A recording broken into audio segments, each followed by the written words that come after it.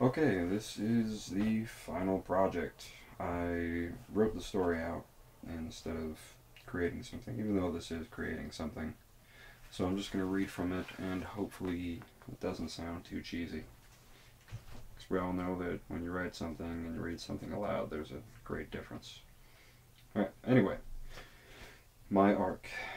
When this class began, I wasn't in too great a place in my head. I was sick of going to school, sick of always being broke, sick of not feeling like the man I'd felt in yesteryears. I literally wasn't doing anything for me.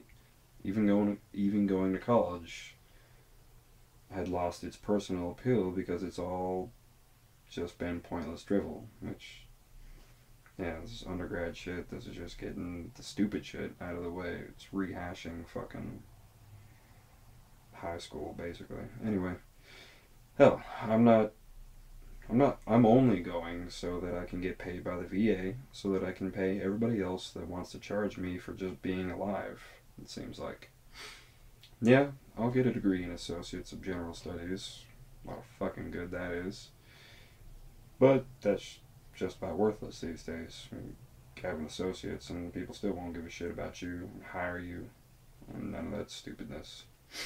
See, I don't know what I do. I do not know what I want to do in my life, much less what I want to get a bachelor's in. So I'm fucked. You know, moving on. Alright, the beginning of the year was also droll in my relationship with my girlfriend. I just moved 45 miles closer to her, and we saw each other significantly less than when I had lived super fucking far away. Not to mention, sex life had kind of gone out the window. So I was feeling even less of a man. I mean, who wouldn't? Even your girlfriend doesn't want to have sex with you. It's a horrible cycle. Anyway, that added to the fact that I was, I had to move back in with my mom, and I don't know about everybody else, but I mean, I love my mom and she loves having me around, but it makes you feel less of an adult, less of a man, less of a person if you can't hack it out on your own, you can't hack it out there, and I couldn't, so that's what it was. I was moving back into that safety net, and I know I should be grateful for having that safety net, but it still makes you feel bad. So that and the relationship thing just compounded my depression, my pseudo depression, as I called it way back then, because it was false depression, as I will cover. All right. Also, I wasn't exercising at all anymore, so my fatigue, went up, my energy levels went down, and just a general feeling of hopelessness about myself. It was not a good time.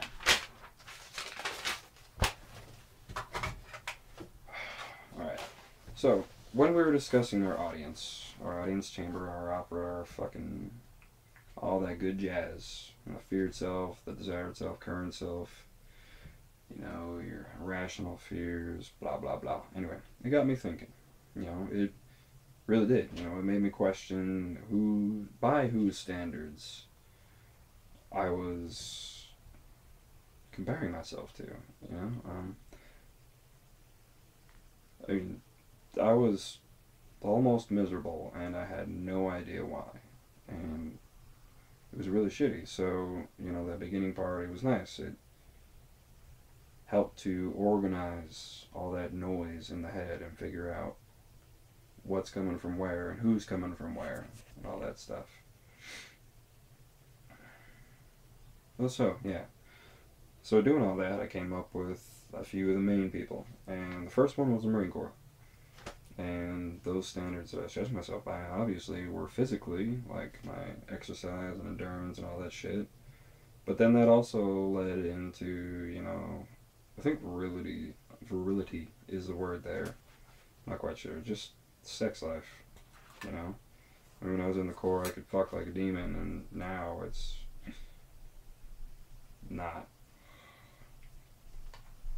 Even still, but it's getting better. Anyway, Second one was my parents. I mean, who doesn't have their parents in their head? But what were my parents saying to me in my head? And I really think about it, and it was success through adversity. My parents, both of them, have had just shit fucking life, really fucking horrible, and they haven't come out on top, but they're still around, they're still fucking kicking, they're still doing, and they still seem okay, you know, and I was just, like, compared to their troubles and their worries and their lives, I felt like I was just being a fucking sissy boy bitch, you know, like, where was I, where's my success and endurance through adversity and hard times? I wasn't feeling it. And so because I wasn't feeling it, and because I had those people in my head, it was just compounding that bad feelings I was having about myself, because, you know, I was comparing myself to those standards. Alright, and the third people were my friends. And they've all said I've changed over the years, and especially after coming back from the Corps. And they're right, I have, but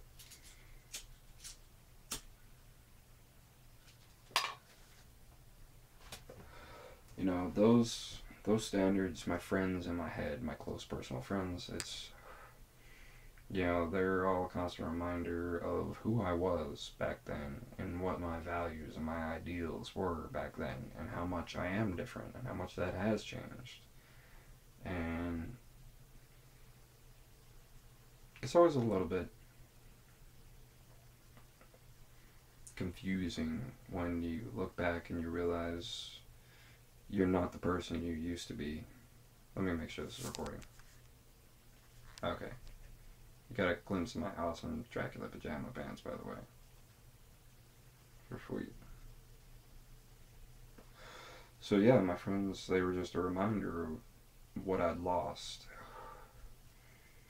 Anyway, moving on. So, I thought to myself, okay, I can see where these people have subliminally influenced me and how this has a negative impact on me.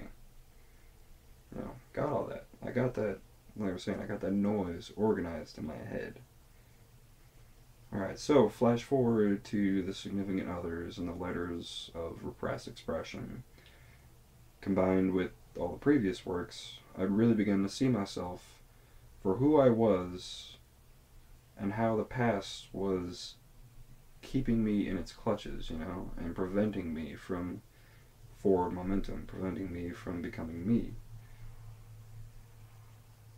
And this class has helped to break that cycle. So, alright, moves on to the love flag. The love flag, although it was chosen in haste, like, I'm kind of bad. Anyway, so although chosen in haste, was not by accident. You know, I am a moose, and there's a fun story behind that, which I'll tell you right now. So, right before I went into the Corps, my family, my best friend, and my girlfriend at that time, you know, we went on this camping trip, and I think like the second day into it, I got out of my tent in the morning, and there was this giant bull fucking moose just sleeping like 5 minutes, not 5 minutes, 5 feet away from my tent. And throughout the rest of that trip, he was just always there and always present. So it's kind of like my power animal. Anyway, so I am a moose. I am a moose. Yeah, I shouldn't. This goes back to judging myself by those standards. I shouldn't try and be a rabbit. I shouldn't try to be a gazelle or any other animal in the kingdom.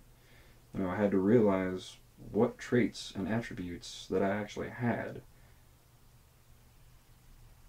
and not try and judge myself by what my peers may have had, and then I tried to emulate, you know?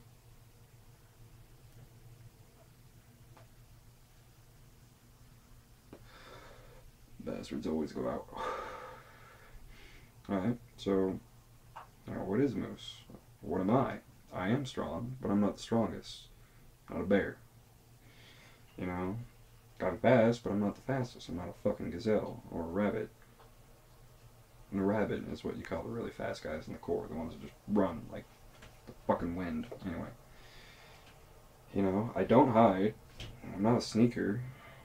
and I don't hurt others unnecessarily.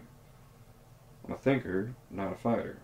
I am majestic and clumsy at the same time, which I think really kind of did. It was a good summation of me. Not necessarily love, but I felt that that flag turned into more of a life, not a love. Now, I am all of those things, and for so long I was trying to be other creatures, other people, other. I was trying to be what I wasn't, and I wasn't realizing what I was. I wasn't living up to that. Alright, so, what? The death flag made me choose what I really wanted in life. You know, that was hard. We went through that process. I had like 12 fucking things, and you're just like, alright, take half away, take half away, take half away. What did it boil down to? It boiled down to the fucking meat hall. Well, what is the meat hall? I mean, besides what it actually is, what does it represent? It represents legacy. I want a legacy. And, you know, that's... Okay, I'll just read. So, be it genetic or of a physical structure that says, you know, I was here, or what have you, that's what I wanted. That's how I clarified the things in my life. How we cut through the bullshit. What did I truly want? I want legacy. It's not necessarily that I want to be... I mean, part of it is, if you want a legacy, that is saying that you want to be known, but... and not forgotten, but everybody gets forgotten in the end. Whatever, that's what I want. I want something. I want a lasting impact. I don't just want to exist. I want a fucking lasting impact. And so, yeah, I don't need to waste my time doing things that don't satisfy that need. Now, that's not to say that I can't, you know, play and be frivolous at times, but I have to get out of that funk, because that's the funk I was getting into. I wasn't doing anything for me. Like, I was just sucking at school, I didn't have a job, I was letting my girlfriend slide by, I was just wasting. I wasn't building, I was wasting. Alright, so that leads to the garden. As with all things in this class, there wasn't a set end product to the IED. You know, there's never... Everybody always asked you, you know, what do you want? Because we're so used to just getting the end result, the desired end result. Not like self-desire, but what other people want. And, you know, this class has really challenged us to be like, well, what do you want? What is the end result? What does this mean to you? How do you interpret it? And how do you manifest that, you know, out in the real world? So, still recording. Okay. Where'd it go? Oh, yeah. What you created was what your internal psyche wanted to let out. That, you know, what this class has been about. Mine just so happened to be a different kind of garden than what you would imagine, or what you would normally call up if somebody said the word garden. It's like, you know, everybody... I mean, that was the product. That was a project. You know, create a garden, plot it out, and fill in what areas of your life that, you know, were better than others, just, you know, the different levels of your life. But I kind of didn't do that, obviously. So, what... Whoa. And mine, like I said, like I didn't do, had a distinct characteristic. The two paths. The observation path and the live stream. And that goes back to the whole water theme out my whole fucking life. See, there were a few times in my life that both have met, coincided. I put both words there. As was illustrated by drawing, yeah. And this seeming accident was no accident. Like everything else in this class, it was subconscious. Subconsciously, I felt that that was the case, that there were two different paths, two different ways that my life was going. one way, the live stream, the hard path, was the way I wanted to live my life, and the observation path was the way that wasn't living my life, was just being passive and not active.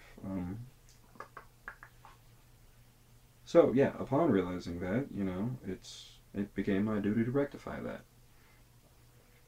I think it should be everyone's duty to rectify that in their life, because so many people just pass through and observe their life and only do things because other people tell them to, and walk where we tell you to, don't walk where we don't tell you to, look at this, look at that, don't, a lot of people fucking do that in their life in a metaphorical sense, and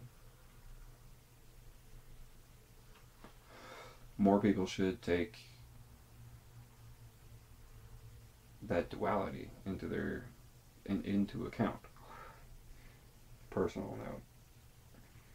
So, yeah, it was my duty to live and experience my life instead of watching it pass me by. And I've already let too many opportunities go. I really have. Granted, I'm young and still accomplished for whatever, like everybody fucking tells me. There's still a shit ton of things that I've just passed on because I just wasn't in an active state of mind. I was in a passive state of mind. So, but again, subconsciously, through this class that's caused me to question and act on my life, I've started to do the things that I want. And one of the first ones is brewing my first batch of beer. I love beer. I love drinking beer. And now that I brewed the beer, I fucking love brewing beer because that's just fun. It's creating something. And I'm sorry for not getting you a sample of that first batch, but I'm making my next batch here soon, and you said you were going to be teaching during the summer, so I'm going to find you and you're going to get some. So, hold me to that. Alright, anyways, that's wasn't only for me, but that has a potential to be a lasting legacy if I can get it going. Like, if I start doing this and I create like an awesome fucking beer that people like, I could start my own brewery and that could be my fucking legacy. That's life, that's love, that's active, that's doing things. Alright. And secondly, as you well know, I signed up for the Tough Mudder. And, I took that plunge, I signed up, and I signed yet another death waiver in my life. First one being the Marine Corps. Which is kind of strange. I wonder what that means. It's happening no matter what, and it just so happens to be something I really want. Training all the time for it requires a dedication that I haven't felt for a long time. And that stretches into all areas of my life. I haven't felt the dedication to do things. I haven't felt the drive to do things for a lot of areas of my life recently, and now I'm doing it, and that's flowing over into all the other areas. So,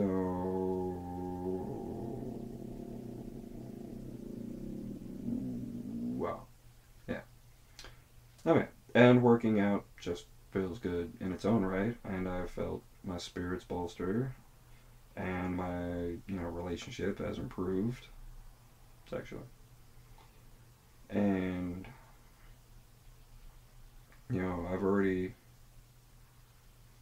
as I've already discussed in my previous video, as I discussed in my hike video, I talked about how that training and that hike, and it's my canon, it's my flat canon, that's, I'm on my path, and I'm finally taking part. I'm getting off my path and getting into the water, and I'm realizing a goal for myself, and I'm shooting for it, So yeah, already discussed that. Okay, and I have no doubt that when these things have played out, I'll flounder again, I'll fall, but now I have Now I know that I can overcome myself, because everybody's biggest obstacle, something that I've preached to just about everybody, but I wasn't taking my own medicine, is yourself. You are your biggest obstacle in life.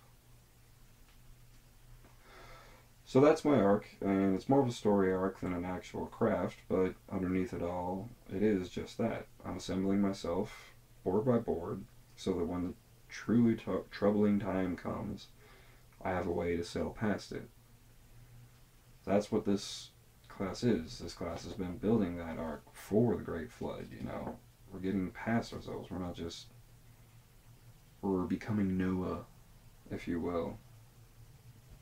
And not just the creatures that are just gonna fucking die.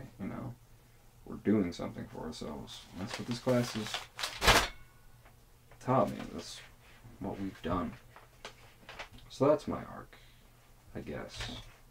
It's not very arky. I mean, it's arky, but it's not arky. It's been an interesting ride. It truly has. And this class has probably by far been one of my favorites. And it's always brought a bright point to my day every time I've gone. It's just been fun.